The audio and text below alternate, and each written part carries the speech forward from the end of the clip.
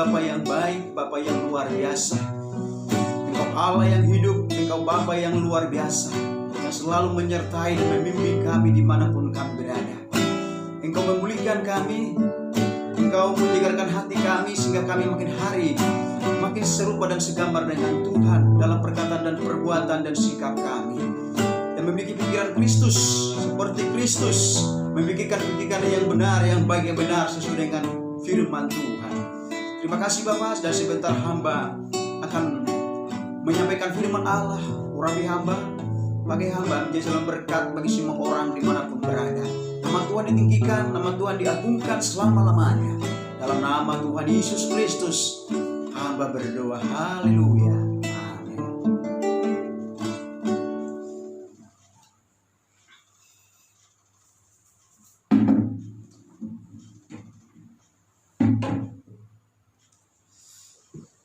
Shalom Bapak Ibu Saudara yang dikasihi Tuhan, kembali bersama dengan saya untuk menyampaikan firman Tuhan bagi kita semuanya dimanapun kita berada.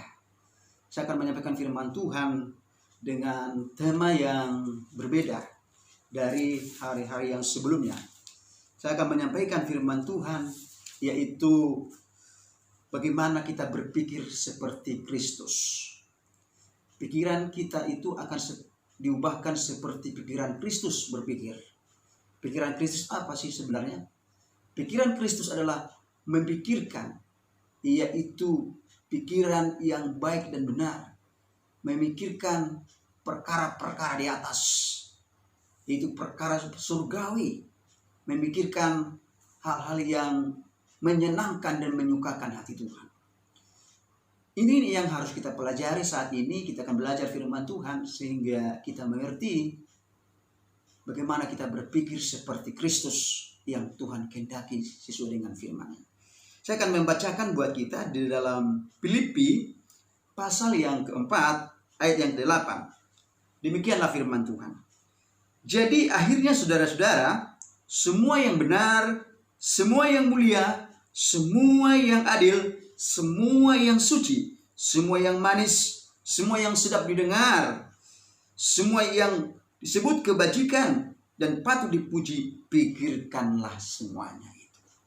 Firman Tuhan ini mengajarkan kita supaya kita berpikir seperti Kristus.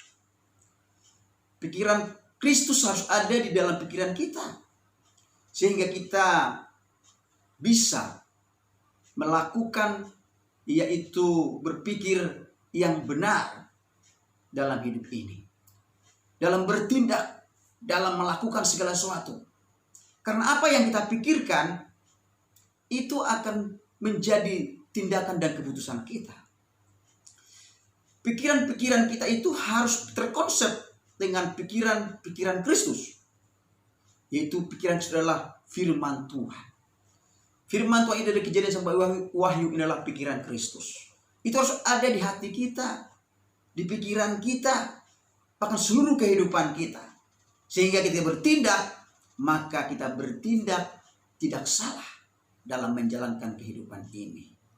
Karena apa yang ada di hati kita, itu akan terpancar dalam pikiran kita. Dan apa yang ada di pikiran kita akan terpancar dalam perkataan kita ini. Dan apa yang kita perkatakan, itu akan kita lakukan. Dan apa yang kita lakukan itu menjadi habit, kebiasaan dalam hidup kita. Oleh karena itu, mari kita sebagai orang yang telah diselamatkan oleh Tuhan Yesus Kristus, mari kita memiliki pikiran Kristus dalam hidup ini. Ini yang Tuhan inginkan dalam hidup kita. Bagaimana kita berpikir seperti Kristus dalam hidup ini? Yang pertama, kita harus memiliki firman Tuhan dalam hidup ini. Kita harus menyimpan dan memiliki firman Tuhan dalam hidup kita. Karena firman Tuhan itu adalah pikiran Kristus, pikiran Allah. Jadi kita harus simpan di hati kita.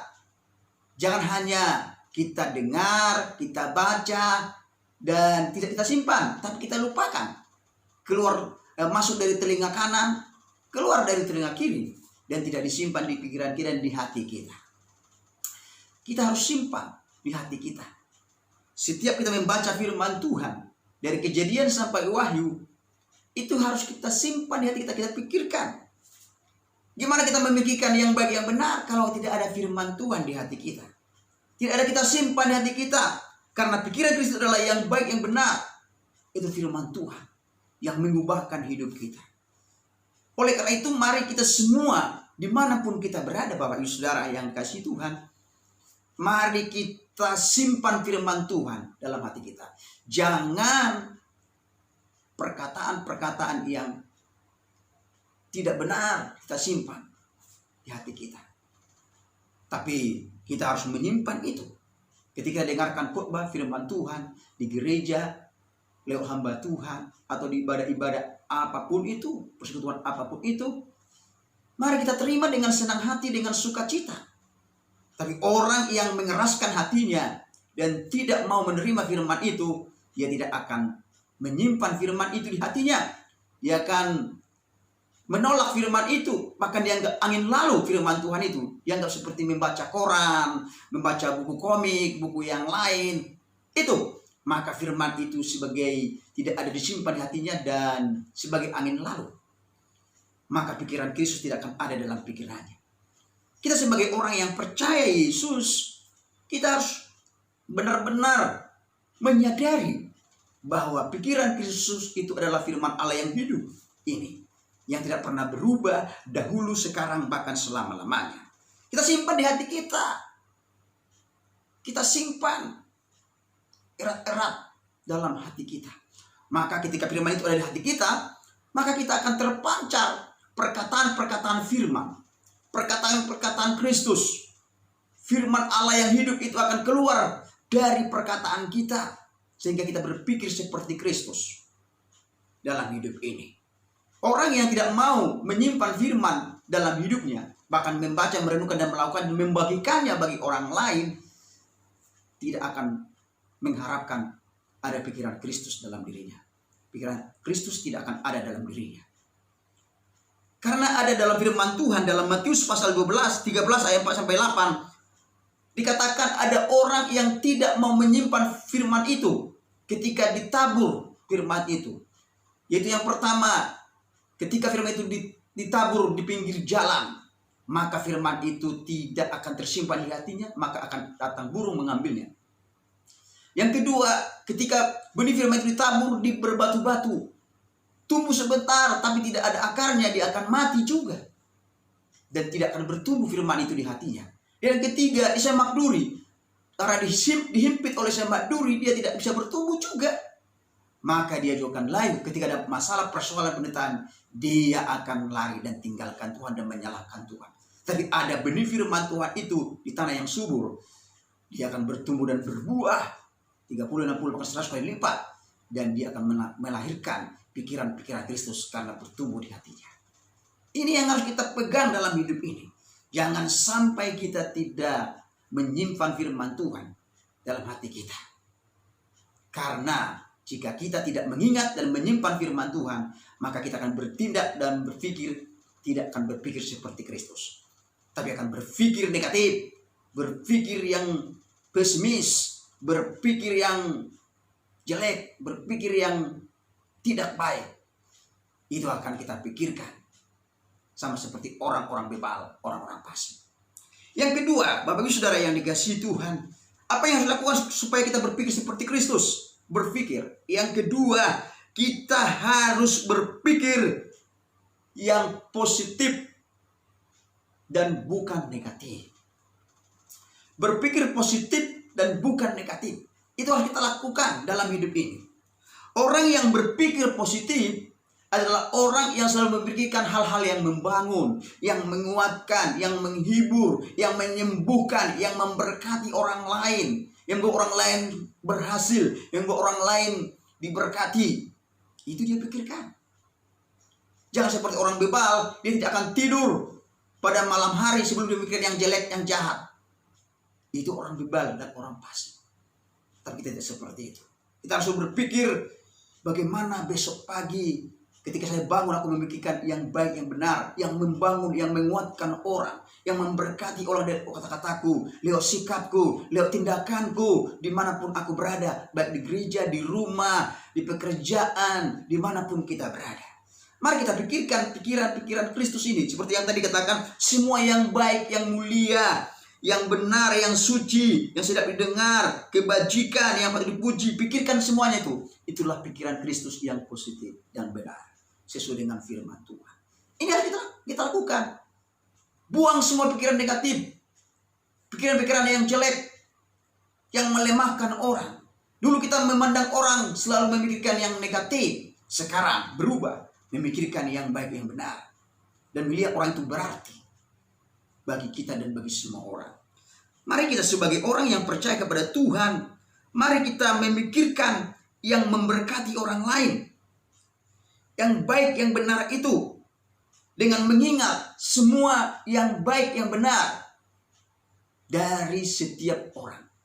Orang yang berpikir positif selalu mengingat kebaikan dan kebaikan orang lain. Dan dia selalu melupakan semua kekurangan-kekurangan orang lain. Dan dia selalu melihat hal yang baik dalam setiap pribadi seseorang. Ini yang berpikir positif. Dia selalu memikirkan bagaimana orang lain itu berhasil dan sukses. Dan dia tidak merencanakan hal-hal yang jahat bagi orang itu. Dan dia selalu senang dan sukacita ketika orang lain diberkati Tuhan, ketika orang lain dipakai Tuhan, ketika orang lain sukses. Dia tidak iri, tapi dia dengan berterima kasih dan belajar, kenapa orang ini diberkati Tuhan, kenapa orang ini sukses, kenapa orang ini, oh ternyata rahasianya dia selalu berpikir positif, berpikir yang benar sesuai dengan firman Tuhan. Kamu akan belajar dari orang ini, kamu belajar dari hamba Tuhan ini. Jadi dia selalu belajar yang baik, yang benar, bukan yang jeleknya. Itu yang berpikir yang positif. Tapi kalau orang berpikir negatif, dia selalu memikirkan orang itu yang negatif. Apapun yang lakukan, sekalipun orang itu melakukan yang baik, yang benar, dia selalu mereka-reka yang jahat bagi dia. Dia selalu berkata, itu dia akan melakukan yang jahat itu. Sekalipun dia berhasil, itu yang jahat itu. Karena pikirannya sudah di akal busuk. Pikirannya, hatinya sudah busuk dan hatinya tidak bersih. Dan firman tidak ada di hatinya. Selalu dia berkata bahwa apa yang dilakukan oleh orang ini itu tidak benar. karena hatinya busuk. Ini orang yang berpikir negatif dan dikuasai oleh roh iri, dengki, dan dia tidak mau orang lain itu berhasil, dan dia hanya mau sendiri dia yang berhasil. Ini yang salah, berpikir yang negatif. Mari kita berpikir yang positif dalam hidup ini. Jangan sampai kita menghakimi orang lain, menjudge orang lain, menuding orang lain, mengumpat orang lain, atau mengelabui orang lain dengan cara-cara kita di depan orang yang baik. Ternyata tujuannya adalah untuk merugikan orang lain. Merugikan orang lain, mensengsarakan orang lain. Maka dia senang orang lain menderita, senang orang lain jatuh, senang orang lain sengsara. Ini dia orang pikir yang negatif. Dan apapun yang dilakukan orang yang baik, yang benar itu, dia selalu memikirkan yang negatif bagi dia. Karena pikirannya sudah dikuasai iblis, dan hatinya sudah busuk, dan tidak ada firman di hatinya disimpan. Ini, kita harus buang jauh-jauh sifat seperti ini. Apapun yang dilakukan orang itu, mari kita pikirkan yang baik, yang benar bagi dia. Kalau ada kekurangan dan kesalahannya, mari kita mendoakannya. Mari kita berdoa bagi dia supaya dia bertobat dan berubah sikapnya yang jahat itu. Jangan malah kita menjatuhkannya, memojokkannya, supaya dia jatuh dan lari dari Tuhan. Oh, salah besar. Kita harus mengingat dengan kasih Kristus. Kita mengampuni dia, mengingatkan dia dengan kasih. Maka dia bertobat dan kembali kepada Tuhan. Itu yang dibutuhkan pikiran yang positif, berpikir seperti Kristus. Dia selalu berpikir yang baik, yang benar, bukan yang buruk dari orang itu. Bukan memikirkan yang jelek dari orang itu. Maka orang yang selalu memikirkan yang buruk, yang jelek, bahkan menjelekkan orang lain, lalu mengata-ngatai orang lain, menggosipi orang lain, itu tidak akan bangkit dari pikiran negatif. Orang yang selalu menjelekkan dan menggosipkan orang lain, mengata-ngatai orang lain, ini adalah pikiran negatif. Kalau itu terus ada dalam diri kita masing-masing, maka kita tidak akan berpikir seperti Kristus. Mari kita sebagai orang yang percaya dalam Tuhan, dimanapun kita berada, mari memiliki pikiran Kristus dalam hidup kita. Maka kita bertindak, Tuhan dimuliakan dan diagungkan dalam perkataan sikap hidup kita. Yang terakhir, Bapak Saudara yang dikasihi Tuhan, yang terakhir, orang yang berpikir positif, orang yang berpikir seperti Kristus adalah, yang terakhir adalah, orang itu menerima kekurangan dan kelemahan orang lain. Dia menerima kelemahan orang lain dengan lapang dada, dengan sukacita, dengan berjiwa besar. Ternyata begini karakternya ya. Oh, saya akan terima dia apa adanya. Dia tidak memaksakan kehendaknya bagi orang lain. Kamu harus seperti saya. Kamu harus seperti aku. Kamu harus mengikut seperti caraku. Oh, tidak boleh. Karena semua orang ini unik ciptaan Tuhan. Jadi kita harus menerima apa adanya setiap pribadi orang lain. Jangan memaksakan pribadi kita kepada orang lain. Itu namanya sombong, angkuh. Tidak menerima keberadaan orang lain. Kita harus berjiwa besar dalam setiap sikap pribadinya. Tapi kalau ada yang salah dalam pribadinya, dalam sifatnya yang jelek, itu saya katakan tadi, kita harus mendoakannya. Kita harus menanti dengan kasih, dengan empat mata, dengan kasih Kristus. Itu yang diinginkan Tuhan dalam hidup kita. Terus kita harus menerima, yaitu kehidupan kita ini, sebagai pribadi kita ini, masing-masing dalam hidup ini. Jangan kita tidak menerima keberadaan kita. Oh, ini aku pendek ini, pesek hidungku. Aduh, ini saya ini tidak bisa pandai bicara ini, pesek, pendek, kurang tinggi. Jadi tidak mau menerima keberadaannya dari orang lain. Dia berbandingkan dengan orang lain. Itu salah. Jangan berbandingkan di pribadi kita dengan orang lain. Karena semua ini adalah ciptaan Tuhan yang berharga di hadapan Tuhan. Mari kita terima keberadaan kita dengan sukacita, ciptaan Tuhan yang mulia ini, yang berharga di mata Tuhan. Jangan kita berbandingkan. Tidak ada gunanya. Kalau kita membandingkan sikap kita, pribadi kita dengan orang lain, kita akan lemah. Dan kita akan berkata, kok begini Tuhan, saya hidupku ini, kok saya ini pendek, kok saya ini jelek, kok tidak ganteng. Jangan, saudara yang dikasihi Tuhan. Tetapi kita harus menerima padanya dengan syukur, dengan sukacita dalam hidup kita. Maka kita akan berpikir seperti Kristus dalam hidup ini. Menerima seluruh kehidupan kita dengan kehidupan kita yang lain. Bahkan orang yang menerima kekurangan dan kelemahan orang lain, dia tidak akan menyimpan segala kesalahan orang lain yang dia perbuat bagi dia. Dia akan membuang jauh-jauh itu dan melupakannya. Dan dia mampu untuk mengampuninya. Dan melupakan semua perbuatan yang salah dalam dirinya. Ini orang yang menerima keberadaan orang lain itu. Mari kita sebagai orang yang diberkati dan dipulihkan oleh Tuhan, mari kita memiliki pikiran Kristus dalam hidup ini. Maka ketika kita berpikir dan bertindak, semuanya menyenangkan dan menyukakan hati Tuhan. Puji Tuhan. Biarlah Tuhan ditinggikan dan dipermuliakan dalam seluruh keberadaan hidup kita dimanapun kita berada. Dan kita menjadi berkat, tidak menjadi batu sandungan dalam perkataan dan perbuatan kita. Tapi kita menjadi pembawa damai dan sukacita dimanapun kita berada. Lewat sikap kita yang menyenangkan Tuhan, tidak arogan, tidak sombong, tidak merasa diri hebat, tapi kita memiliki sikap rendah hati dalam hidup kita. Maka pikiran Kristus akan ada dalam hidup kita, dan banyak orang-orang diberkati dan diselamatkan oleh Tuhan. Kita harus beda dengan orang-orang yang tidak mengenal Tuhan dalam hidup ini. Kita tidak sama dengan orang-orang dunia yang selalu berpikiran yang negatif, yang kotor, yang membuat orang lain sakit hati dan tersinggung. Orang yang selalu melakukan hal-hal yang seperti itu, orang lain sakit hati, tersinggung, membuat orang lain supaya mereka itu selalu tidak disukai orang lain lewat cara-caranya, ini pikiran negatif. Dan mereka itu adalah orang-orang yang tidak mau dipulihkan oleh Tuhan. Mari kita mau dipulihkan oleh Tuhan dalam hidup ini, dijamah oleh Tuhan dalam pribadi karakter kita, sehingga kita memiliki pikiran Kristus dalam hidup ini. Pikiran Tuhan itu adalah membuat orang lain semakin diberkati dan dipulihkan oleh Tuhan dimanapun kita berada. Orang itu diberkati dan dipulihkan oleh Tuhan, dan berkata, kalau tidak ada orang ini, kalau tidak ada saudara kita ini, kayaknya ada satu yang kurang daripadanya. Hatiku kalau dia ada di sini, hatiku tenang, hatiku damai dan sukacita. Hatiku merasa terhibur dan dikuatkan. Ini yang Tuhan inginkan dalam kita. Tapi kalau ada orang berkata, kalau ada orang ini lebih baik jangan ada orang inilah. Aduh, ini pembuat onar ini pembuat, provokator ini, ini orangnya tukang gosip ini, mengatai orang ini. Aduh, kalau boleh jangan di sini. Ini nih nggak boleh. Ini harus kita sebagai orang percaya, kita harus tidak melakukan seperti itu dalam hidup kita. Maka Tuhan dipermuliakan dalam hidup kita.